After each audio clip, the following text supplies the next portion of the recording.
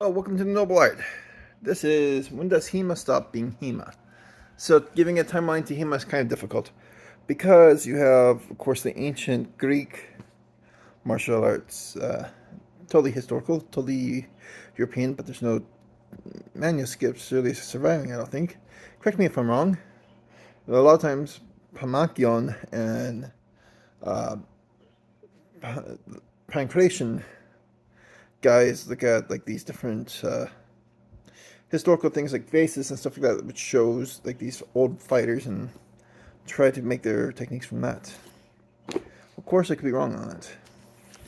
Then you have the medieval times. There's plenty of good techniques, manuscripts, all the way up into 1650, which is more your traditional Hema. You're like an hour tradition. Your um, Fiore di Libres, your Nicholas Petter, and so on. But you also have like uh, Camillo Agrippa and Thibault, all those other guys who kind of look more like modern fencing or closer to modern fencing. They're not quite, because you still have like these grappling techniques to knock weapons out of the way.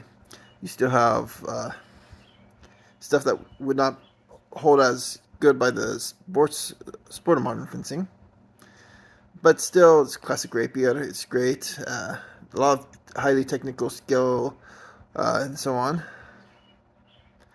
Then you have, of course, I'm missing out with this video right now because I should be talking about unarmed, because a lot of people talk about martial arts in terms of unarmed.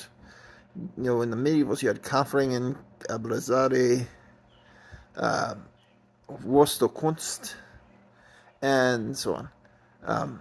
Now, these were used by both knights, by people who were doing competitions, by such as Abraza, like not Abraza, in Fabian von Oswald. He has like this pit wrestling. It's like really cool because like the rule was that one guy wasn't supposed to leave the pit and only could pivot, while the other guy, he had to hop on his foot to try to knock him out, like out of the pit. That's really cool. Which is, by the way, why I think one of the reasons why sport Hema actually is not a bad idea if you want to mimic stuff like that. It's really cool. Um, then he also had Nicholas Petter and his Kunst, which was made to defend merchants. And they had a unique knife that's closer to modern day knives, where they would cut like that, or they might stab.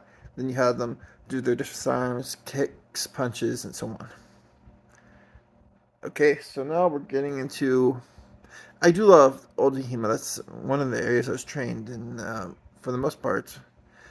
But then I got really into like defense and 1800s, 1900s, 1700s.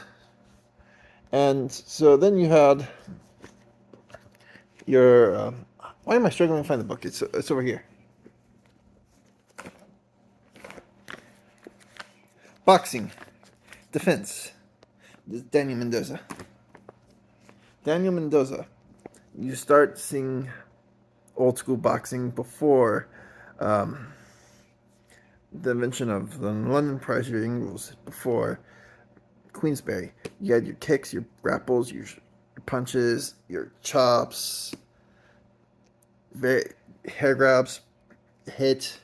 It's very classic. In fact, there's really cool stories like, for example, a few boxers basically invented like new hairstyles. Like when Mendoza got his hair grabbed and he got beaten up until he stopped being a champion, they started shaving their heads. Another cool fact is um, there's this guy, I forgot his name, but he was a slave. He fought, he won his freedom. So boxing has a lot of stuff that has helped people um, get out of slavery, get out of other social problems, and so on. Um, Jack Johnson, for example, in the 1900s, he basically fought racism. Same with Joe Louis, and so on. Um, so, that aside, 1800s. That's it for now. I'll talk about that later in a different video because I think it's very important to talk about because of our values as a modern society, and it's so wonderful. You have 1800s. You have classic boxing. In terms of bare knuckles, as you can tell how they're fighting, you tell that they're using modern day boxing gloves, basically. And yet, the way they're fighting, it's kind of cool. There's way different ways to use your fist and so on. The guy who instructed John L. Sullivan himself, he wrote a book, The Life and Battles of Yankee Sullivan. This guy was a champion at a time when boxing was illegal. This is actually a collection of different fights he had. Fitzsimmons, early 1900s. And it looks a lot like the other stuff, but it's interesting because then when you get to the early 1900s, you can start seeing videos. And by the way, if you're getting to Hema boxing, I recommend that you check it out. Search up John L. Sullivan and James Corbett talking about their fight. Because they'll show like they're moving their arms and they're showing like some other techniques as if they're actually fighting. Of course, they're not actually hitting each other because it's an interview, but it was a demonstration. It was actually pretty cool, something unique, and so on. Now, getting to the 1900s even further. Of course, everyone knows about the Marquis of Queensberry rules, closer to modern boxing. Jack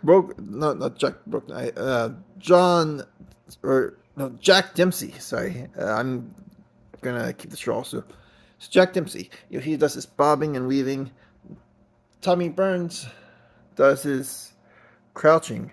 You start seeing stuff that's closer to contemporary boxing. I have this book. It's a good book. I recommend it. It's from World War II, Boxing, Aviation Training Division, Office of Chief Naval Operations, U.S. Navy. Paladin Press made it. This book has all sorts of techniques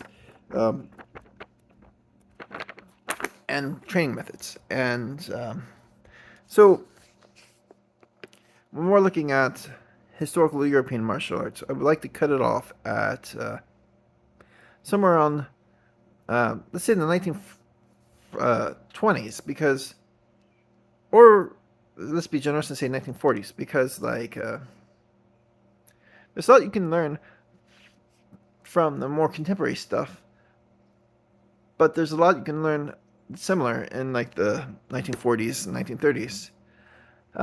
You could actually have historical boxing gyms that also teach like World War II boxing, and in that way you could attract people who want to learn how to box, put them through competition, teach them a little bit of historical stuff as well, and get more awareness of the art. But in terms of accuracy, I would have to do the cutoff date at probably the 1920s. Yeah, 1920s would be a good time to cut off for boxing. Or even more conservatively, let's say 1910.